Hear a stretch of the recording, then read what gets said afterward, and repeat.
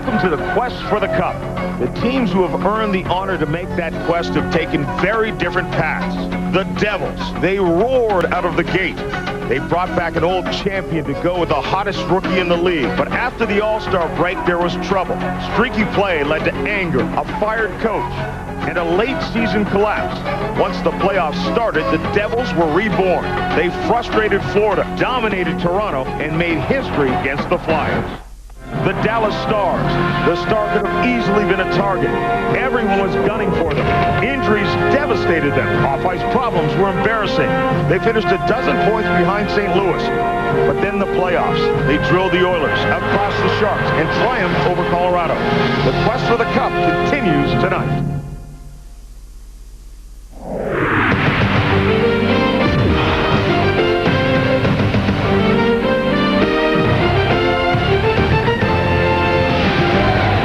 To East Rutherford, New Jersey. These fans watched their team win just 9 of the final 25 regular season games. I doubt many thought they would see this day. Game 1 of the Stanley Cup and the 107th Stanley Cup final from Continental Airlines Arena. Welcome inside, everyone. John Saunders, Barry Melrose, and Darren Pang. This is what you guys played for. This is what I watched for. A chance to get to the Stanley Cup. Two teams who won cups in the 90s. 95, the Devils did it with defense. 99, Dallas did it with defense. Pretty good offense as well, though. Guys, when you talk about Scott Stevens, you're talking about just the 22nd player in NHL history with over 1,300 games. He may be a rarity, a Hall of Famer without winning the Norris Trophy as the best defenseman in the league. But I guarantee you the Devils know who their MVP is.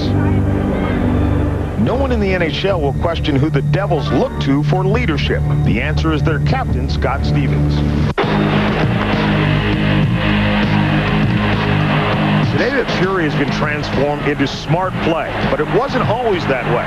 He came into the league in 1982 and amassed 200 minutes in penalty.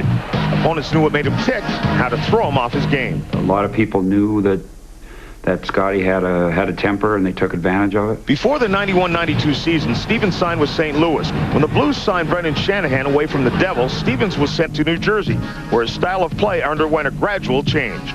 I guess I don't have as much of a temper, but I still get very excited and I'm a very emotional player and get involved. He found a system that suits his style, and I think he's found himself. The self-discovery was complicated by the fact that the captaincy and leadership did not come hand in hand. So he's always had this trail of uncertainty that goes with him, and always when you don't have success, they always point, or they want to look at reasons for it, and it seemed that they always looked to Scotty because he was the captain, and they pointed out that maybe they didn't have a leader. And I think a lot of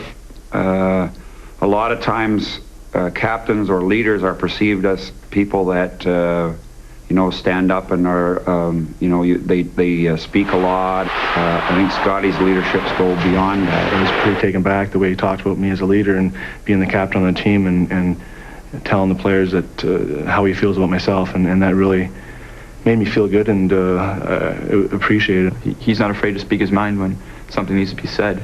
He doesn't do it often, but he's very, very much a leader by example. Well, I think he's intimidating in that when you're playing against him, you better be ready, because if you make a mistake by having your head down at the wrong time, he's such a punching body checker that he makes you pay for your mistakes. You know, Barry and Darren, you think back to the 70s, and there was a guy who's now the head coach of the Toronto Maple Leafs, Pat Quinn, had a very good National Hockey League career as a defenseman. But when you look back at his career, everyone talks about the time he laid Bobby Orr out cold. And you wonder if Scott Stevens is going to have the same thing because of the Lindros hit, especially if it ends the career. Well, he is going to have that, and that's going to be one of the plays that everyone's going to remember from this Stanley Cup playoff series, the Lindros hit, Stevens hit. But already, Stevens' hitting and his physical play has had an effect on the Dallas Stars. McDonald talked about it, Nieuwendyk talked about it. If he even changes those offensive players of Dallas' minds at all, coming across the middle with the puck, if they're looking up and worried about Scott Stevens, instead of finding the man, using their creativity, using their imagination, he is already in their heads, he is already winning the physical battle.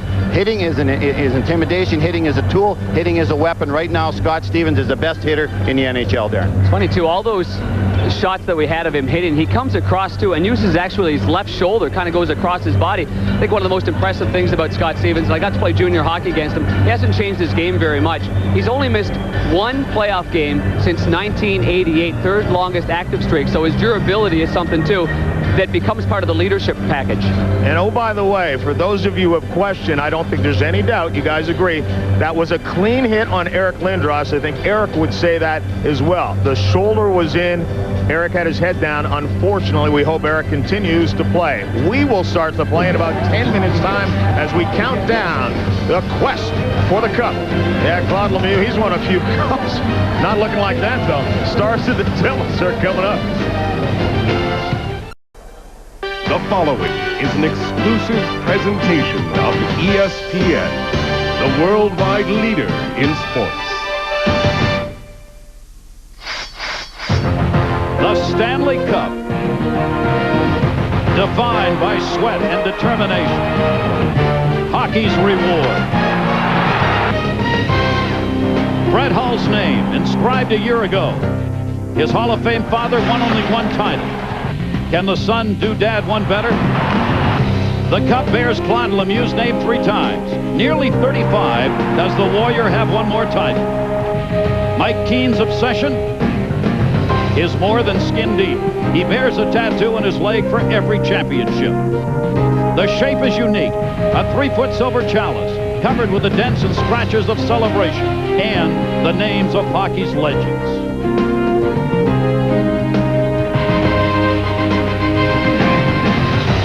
Goalie Martin Brodeur and the Devils, victorious in '95, but once is not enough. For Ed Belfour and the Stars, the only option, a successful title defense. Every man who has met his dream and raised the cup high, immortalized on hockey's ultimate prize. Tonight, the Dallas Stars and the New Jersey Devils take to the ice, while Lord Stanley awaits a new list of names. Who are they? It's 4 grueling victories away.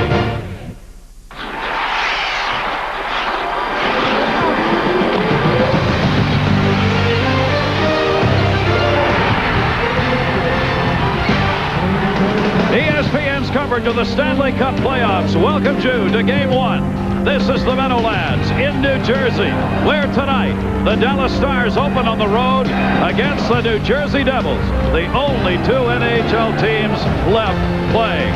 A packed house will be on hand here tonight as the Devils try and open up with a win at home. Special ceremonies to open Game 1, Bob Arsena. Good evening, ladies and gentlemen. Welcome to Game 1 of the 2000 Stanley Cup champion between the Western Conference champion Dallas Stars and the Eastern Conference champions, your New Jersey Devils.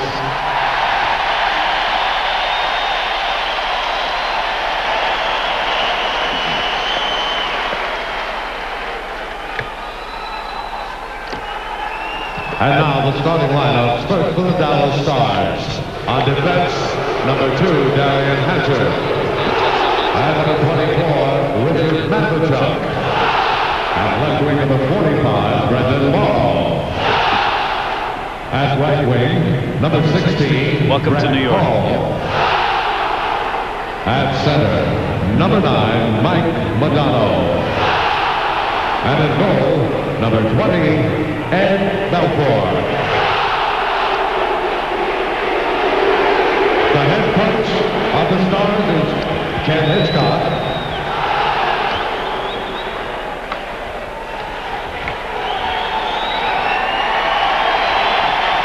And now for the New Jersey Devils. Starting on defense, number 4, Scott Stevens.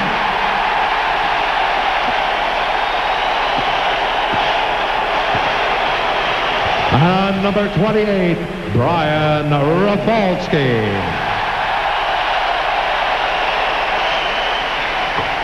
At left wing, number 26, Patrick Elliott.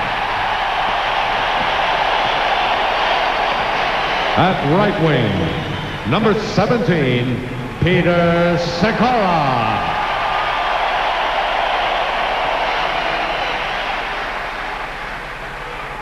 At center, number 25, Jason Arnott.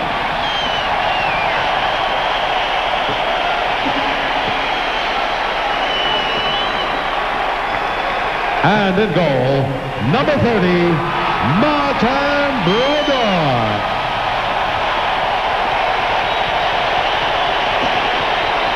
The head coach of the Devils, Larry Robinson.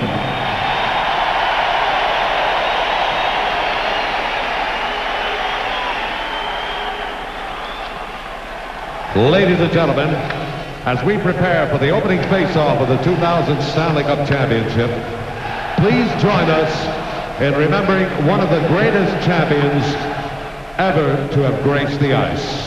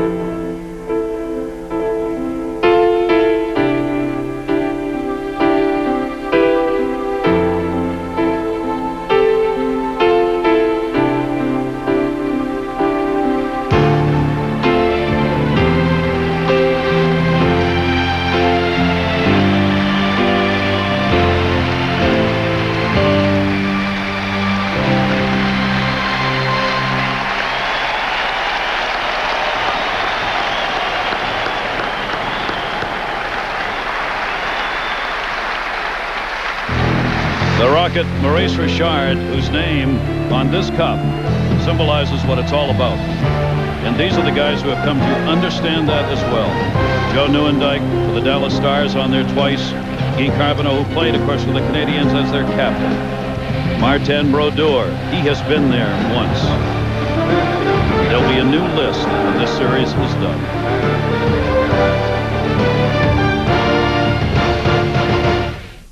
Malikoff got it. The Belfour played it off the end of the paddle, left it back in behind the net. Manson around, far side, Sim. Oh! Sim got leveled by Malikoff right at the end of the bench into that corner unit. Boy, I got to tell you, the Devils have beat the Dallas Stars to the punch and trying to establish physical superiority. Man, and the way to do that is on the forecheck. Some great hitting by the Devils. Bobby Holik leading the way against Joe Nieuwendyk. And Vladimir Malikoff coming up on John Sim here. Sim got the left hand up, poked Malikoff in the face, and it still didn't stop Sim from almost going over the boards. Look at that. Malikoff tried to tip him in. Hey! That's that dangerous spot on the ice that you see has extra padding on it because it is a corner that people have been hurt on before. Here's a scary play for Ed Belfour. Darian Hatcher had the puck and tried to clear it, but couldn't. It got in his skates, and he finally poked it out and went right to Randy McKay. I think John Madden was screening at Belfour. Look at Belfour. Where is it? Had zero idea where it was, and it carried off both skates. That tells you Ed Belfour was in the right spot again. First break right there goes for Dallas because that was a save, but it was one he's going to credit to a higher authority. Matvichuk drops it off to Hatcher, looking for Modano in the middle. Got deflected away at center, sent right back in Patrick Ilias. Cleared up by Belfour again. Belfour does not particularly like to handle the puck. Brodeur does and misplayed it. Wouldn't you know it? Martin Brodeur almost coughed it up, then he got leveled. Oh, it got caught under his skate. Brodeur came out, lost his stick, couldn't find the puck, had it underneath his skate, and then got taken down as Hull came flying in. I don't think I've ever seen a goalie try to freeze the puck under his skate, and it might have even been under his skate blade, kind of half standing up. It's slick that Marty Brodeur's laughing about it now with Bill McCreary, but it just about went under him. Here is Mike Modano's speed putting pressure on. Watch what happened here. Scott Stevens decided to let it go. Brodeur and Stevens each thought the other guy was going to take it. Look at the puck. It's right under the right skate blade. Brett Hull came in for it. Marty Brodeur put his $1.95 plus equipment. There it is. That's amazing. Finally, Brett Hull kind of pushed him off the puck, but Bill McCreary blew it down. Looks like he shot on goal to the wrong way.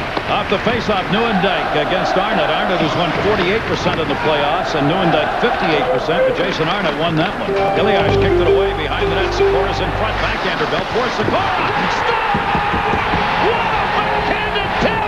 Jason Arnott! An unbelievable shot!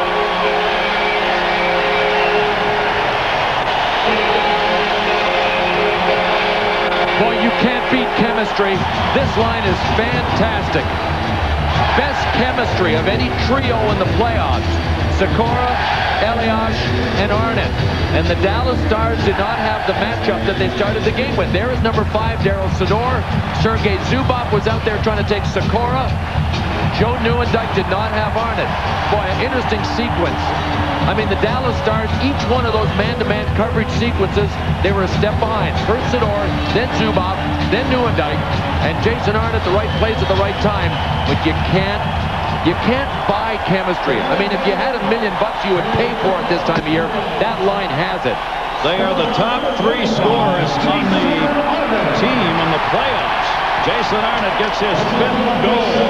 Behind the net, Zubov got it away to Sador. 7:05 left in the first period. 1-0. The Devils for the first goal. Lyashenko moves up, dropped it back. Lettinen turns. Lyashenko's quick shot. Deflected wide of the goal. Brodeur got a piece of it. Keane working hard back there with Lyashenko and Lettinen. Lettinen gets it out. And Sador lets a rip. Scores! Sador found the far side and ripped it hard inside the post. Well, some good forecheckings by the Stars caused the turnover. And Sador makes a nice play because when he first gets the puck, his shooting lane is blocked. He moves it over and puts it in. We'll show you that at the end. The Stars get the puck deep right here. And then some good work behind the net. Lyashenko gets it. Right here, we'll throw it on the watch Sador. He can't shoot it here, so he moves it over a little bit and gets it by Brodeur. Here's another look at it. Some good work along the boards by Keane. And then Lyashenko Lettinen does some good work. Gets it out to Sador. And Sador beats Brodeur with a 31-footer. That's his first. It ties. Keane dropped it off. Looking out in front. Gary Lettinen. Sador moves in. Sador shot. Score! Right through it. Screen! Our Bud Light Stanley Cup summary. Teams winning Game 1 of the Cup final, 48-13 series record.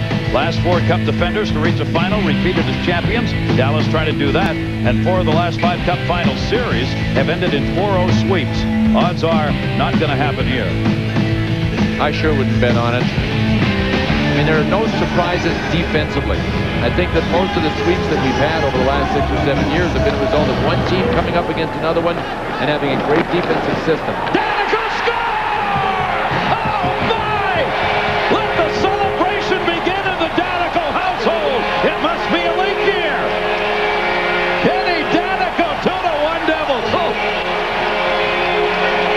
As long as nobody deflected this on the way to the net, Kenny Daneyko can love it. He's going to love it anyway.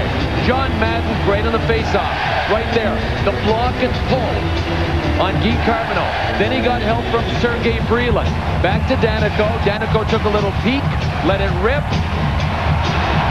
Everybody looked like they were trying to jump out of the way of that. I'm not sure it hit anybody, but we do know Eddie Belfour was screened. It came to him, and he didn't know where it hit him. By the time he had figured it out, it had carried him between his pads and behind him. Kenny Daneyko is not a goal scorer, and he is a beloved teammate, as you saw the New Jersey Devil players react as if all of them had scored it. Kenny Daneyko gives the Devils the lead. Madden's line out. That's Vreeland. Vreeland just poked it ahead. Madden on the far side going in, and McKay dumps. Belfour leaves it, and Matvichuk picks it up. 11-5. The shots in favor of the Devils. We now have the 2-1 lead in this game, 7 minutes into the second period. Niedermeyer tied up. Dallas Stars defending the cup. Sim took his man down. It's held in by Guy Carbonneau. Carbonneau lost it, blocked it. Sim looking in front. Shot by Kirk Muller. Carbonneau, no goal. And Dallas is going to argue this one. The whistle blew. Don Koharski lost sight of the puck. It was still rolling. I don't think there's any question, though, that the whistle blew before the puck went in. I heard the whistle before I saw the puck. puck looked like it was under Marty Brodeur, though. Don Koharski had I think, good reason to blow it. No, it might not have been under Marty Brodeur. No argument about the fact the whistle was blown before it crossed the line, and that's all that matters. No goal. Dodged a bullet because the puck appeared to be loose underneath Martin Brodeur's arm, but not frozen. Jonathan Sim in front, and well, it happened very quickly, but Guy Carbonneau never lost sight of the puck.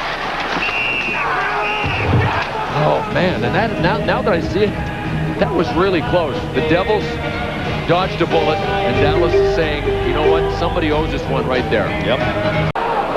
He limped off in a lot of pain. See whether or not he can take the normal shifts or not. Here's Modano with it. Modano, Lettinen, and Hull. Modano's got Hull on a trailer. What a save! What a save! Mark it out! Martin Brodeur on Brett Hull. Grand theft. Grand theft. Mike Modano, the first daylight he has seen in this game. And you see what happens when Mike Modano sees daylight? Wham! Away he goes. Tried to get around Rafalski. Did. Was able to launch a knuckleball that handcuffed Marty Brodeur. Yeah, that qualifies as grand theft right there. Brett Hull thought he had a tap-in. It was like a 2-inch tap-in in golf with cellophane stretched over the cup because Marty Brodeur's glove was right there. Big denial because the chances have not come easy. God, that was only the 9th shot for Dallas, and we played half a game. 11-9 are the chances in favor, or the shots rather, in favor of the Devils. Modano back. They were changing D just out the door in time to hold it in. Around the near side boards, it's Stevens. Cleared it back up. The Irish will send it in. And back to get it is Sador behind the net. The Mike Modano line remains out there. Hull and Yuri Lettinen. There's Modano, far side. 2 fires for him. Rafalski got it up. Breland left it. Ilias! Right out of room. Ilias center. Breland score! Peter Sikora! Oh. What a play! What a play! These two players, Sikora and Ilias, we talked about them as being the two guys that have the most chemistry. Chemistry is just sensing one another out there. It is not seeing one another in passing. First of all, Sikora sent Ilias in, and Eddie Belfour stoned him. Ed Belfour bought into the wraparound from Ilias going around the other side, but Ilias had already figured out where Peter Sikora was and made a perfect backhand pass. It's magical. They're awesome. They are what the Devils have not had in years gone by. They are speed, talented speed. And that's what makes this team so tough to play against. The Devils have the great mix. Cleared back in, a 3-1 Devils lead. Marshall put the hit on. Dallas will try and pick up the physical play to create a chance. I'll tell you, those two do have magic. Offensively, working together. Pandolfo leaves it for Stevens. And Stevens will dump it in. Claude Lemieux trying to work it around Sador. Could not. Brett Hull. Hull feeding it up for Modano. Intercepted by Lemieux. Hit by Lettinen. Dug out. Good play to Pandolfo. Pandolfo moves it in. Stevens a trailer. Stevens some room. Shot. Score! Scott Stevens!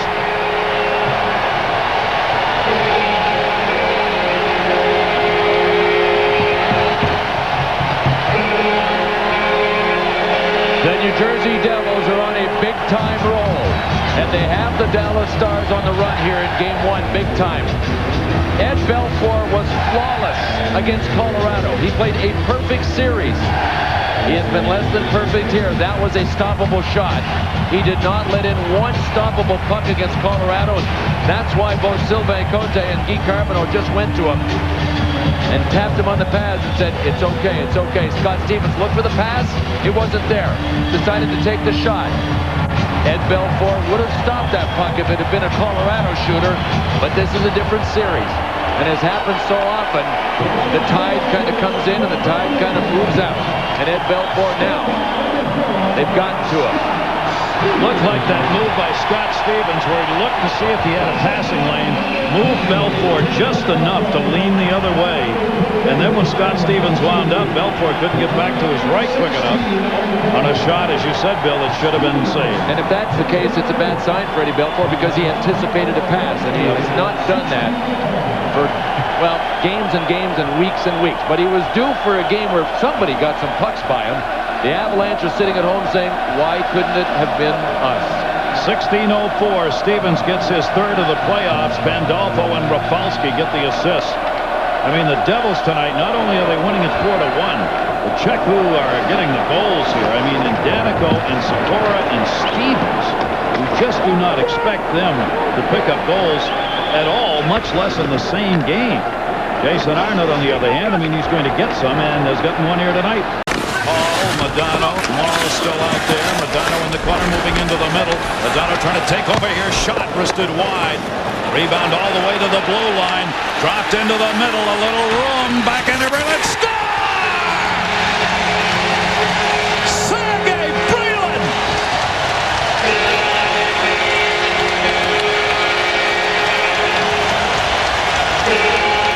What an incredible shot.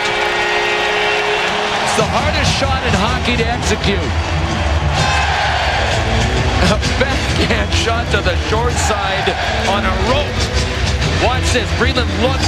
He knew he had somebody coming with him, but Zubov was cutting him off. He just ripped him to the top under the crossbar. Went to the shelf. And Sergei Zubov is on the ice for yet another goal against with Daryl Sador. What a shot. What an amazing shot. Ed Belfour went down to take away low. You got to do that. That's not a goal that Eddie Belfour should have had. That was just an executed shot that beat Ed Belfour. The shot was way too good to be stopped. Sergei Breland and a 5-1 Devils lead.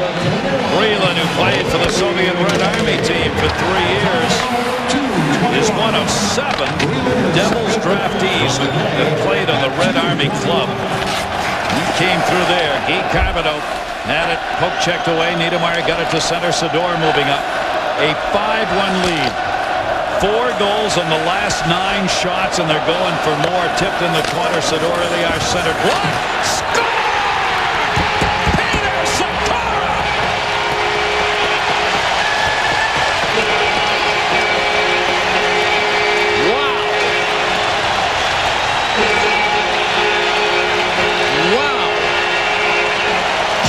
Ken Hitchcock is now faced with a decision that I'm sure he couldn't have contemplated happening, and he's already made the decision. I was going to say, do you pull Eddie Belfour out before it gets worse and really messes his head up maybe?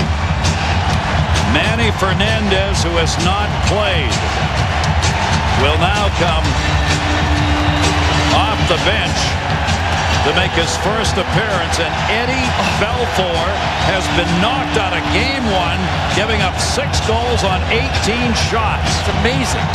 The man that was unbeatable, the man that was perfect, flawless against Colorado has now been pulled. Now the bounces are even going the Devils' way. That bounced off of Darian Hatcher's skate, went right to Peter Sikora, and he ripped it under Eddie Belfour's right arm, a knuckleball. Boys are trying to love him up here a little bit, giving him the little noogies in support. 6-1 lead, and Eddie Belfour has been knocked out by New Jersey. Look at Scott Gomez. Is he saying game over?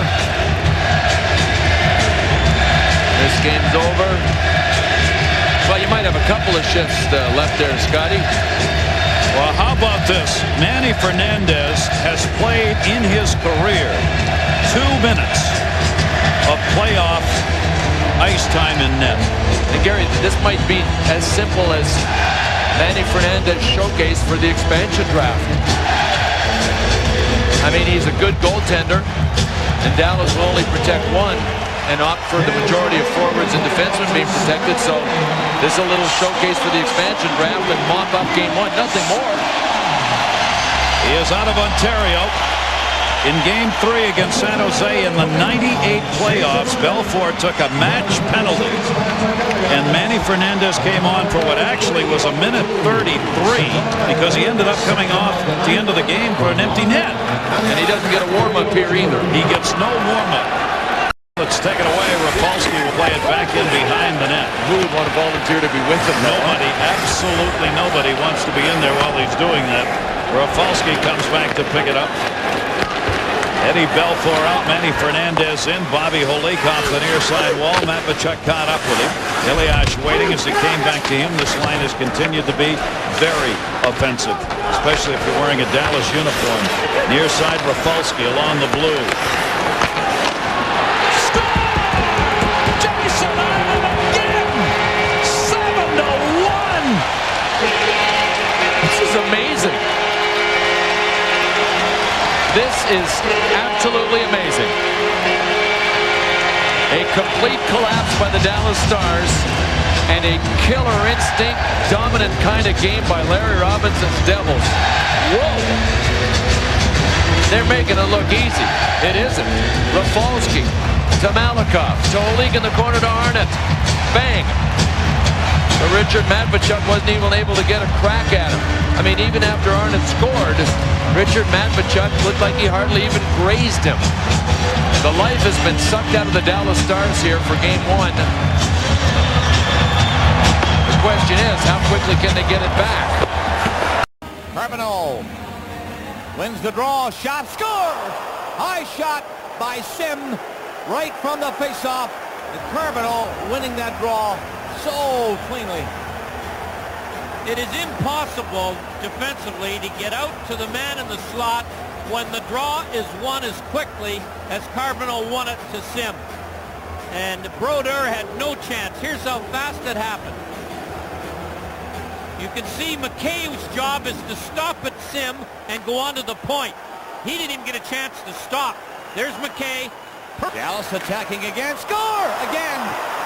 Wow, Muller was open in front of the net. And it was 7-2 and now 7-3. Kirk Muller, who had got no points in 11 straight playoff games, gets this goal by going to the net with a stick on the ice.